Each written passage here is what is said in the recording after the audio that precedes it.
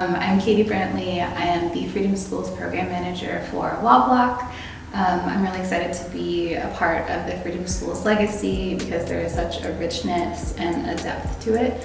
It started in the 60s in response to just the awful education and discrimination and just overall prejudice that Black Southerners were experiencing in America. There's a couple of the names that are really important to the Freedom Schools history are Septima Clark, Esau Jenkins, and then Ella Baker. All of them were these great figures who drove the civil rights movement forward, but then also developed this idea for the Freedom Schools program, which was centered on citizenship programs that really gave Black Americans, and in particular Black Mississippians, all of the knowledge and the skills that they needed to be able to change their circumstances. And it really focused in on the community needs. So it wasn't only, like what is missing from your education, it's what do you want to learn? What do you want to know? And the Freedom Schools program was centered on teaching kids how to question what was going on. So it was looking at systems, it was looking at like the actual lived experiences and figuring out like why is this the way it is and what can we do to change it. So I think something that is really important when you're looking at the history is like digging out all of that curriculum and digging out like the motivation and the approach, because the approach was incredible. Like the curriculum could have been written yesterday, and honestly we would be in a better situation if it was in place today. The Freedom Schools founders, they made the curriculum incredibly responsive to all of the children that they were actually going to be teaching. So they had the teachers that they brought in, these college students, they had them come in and they had them build relationships with their students first. So it was relationship centered, it was student centered, so anything that they were interested in, anything that they thought was important was centered.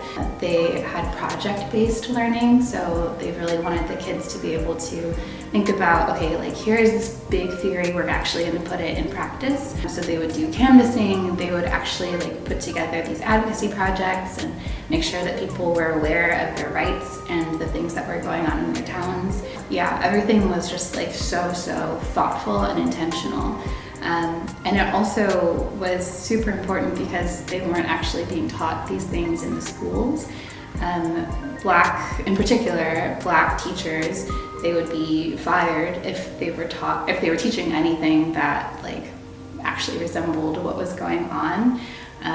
And I think that in particular the Freedom Schools program is important now because we're experiencing that same thing today. I mean, there's so many issues that teachers are either outright, being banned from talking about or are being discouraged from talking about, and legislation that's being put forward to prevent people from thinking and questioning and wondering what different systems could look like. So that's why I'm glad we get to bring it forward from the past to the present. The Freedom Schools program happened in 1964 and it was during the Freedom Summer. And it was just one summer, so all of these college students who were with SNCC, the Student Nonviolent Coordinating Committee, they all came together and they just came down in buses to Mississippi, and they were teaching in churches and parks, in backyards, anywhere that they could. And when they were doing this teaching, they were impacting their students, but then also impacting all of the families of the students, all of the people that walked by and were curious about what was going on. So that summer was really impactful. And then there was this gap in between 1964 and 1991 or 1993, I believe, when the Children's Defense Fund, spearheaded by Marian Wright Edelman, brought the Freedom Schools program back. And the Freedom Schools program, as it is now, looks a little different in that it is a 6-week program that builds on this idea of children being able to make a difference. So it goes from I can make a difference in myself the first week to I can make a difference in my family and then my community, my country, my world, and then hope, education, and action. And the program is all about literacy and love of reading, love of storytelling, love of communicating with other people, and it's also centered on social action and community building. So I think what is really special about that is we get to interact with the scholars in a way that is more intentional and more holistic than we might otherwise be able to in a typical school system. We get to talk to their families, we get to have them engage with places in their community through field trips and through marches, through their day of social action.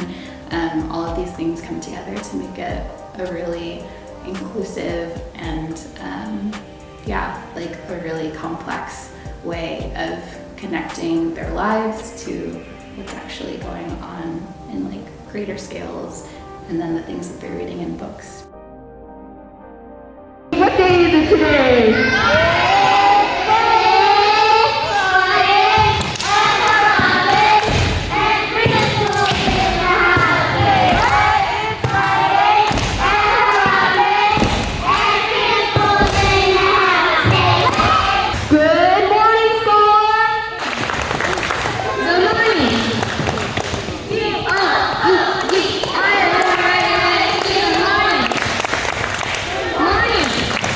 Okay, scholars, on this beautiful Friday, how you feeling? Fantastic! Terrific! Great! All day long! We have amazing people here today. We're going to have a great day. Some of you know we get a little louder, a little more hype. So everyone, again, how you feeling?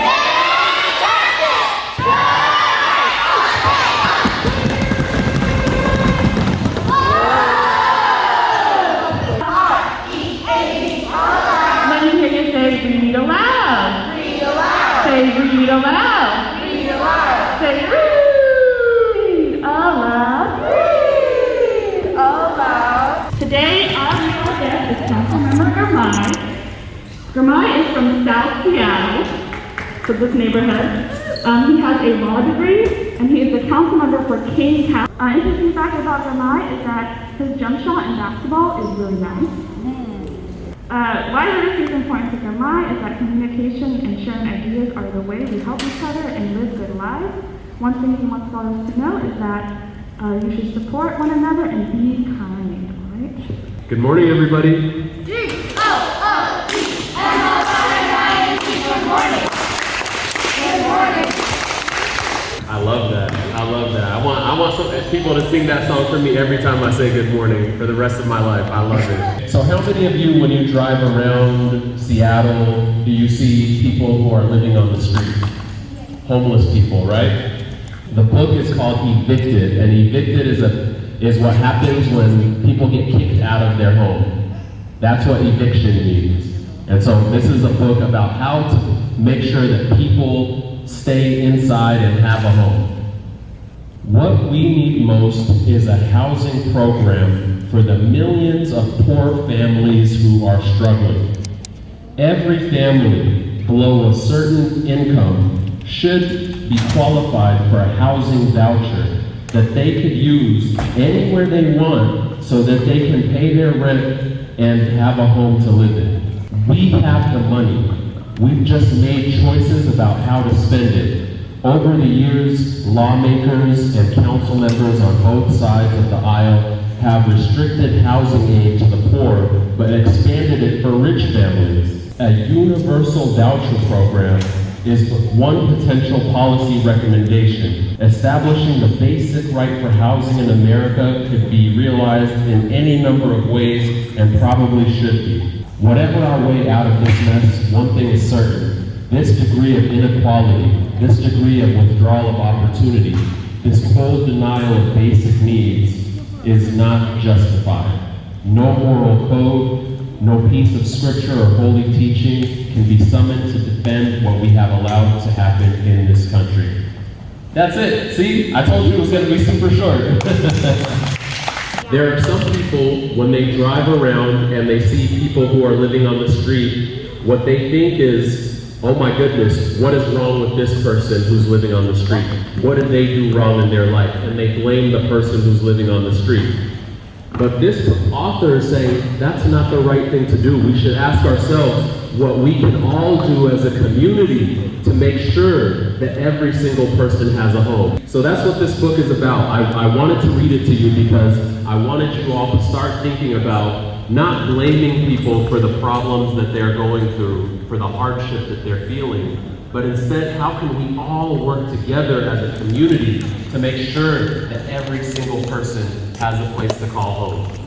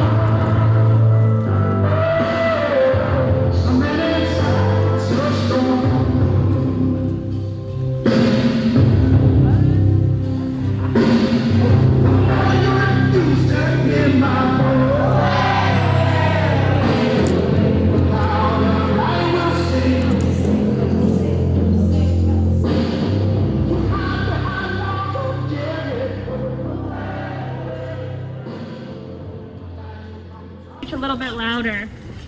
My name is Kathy, and this speech is about Black Lives Matter, and we should not be violent to Black people. This is an important topic for our community because some police arrest Black people for no reason. We need to all care about this because Black people get a lot of racism more than white people, when white people call the police for no reason. Did you know that a long time ago, Black people who protested segregation suffered violent consequences, such as being water hosed? Some of the things that we can do to make a difference are to end racism and violence. We can march for change and hold up signs and practice our beliefs. I hope that now you understand we should not be violent to Black people. Thank you for listening. My name is Ruth. I care about my family. This is important because we all need Mother Nature, animals and insects to help us live and have food. I can make a difference by cleaning up the bushes and protecting the trees. Thank you for listening. We shall fight for our rights and fight for justice. We should stop climate change and stop gun violence.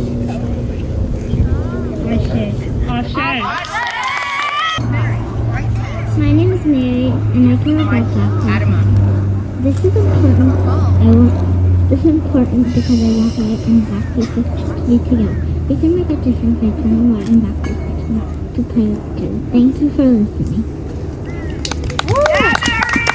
My name is Mary. I care about Black Lives Matter. This is important because I want white and Black people to be together.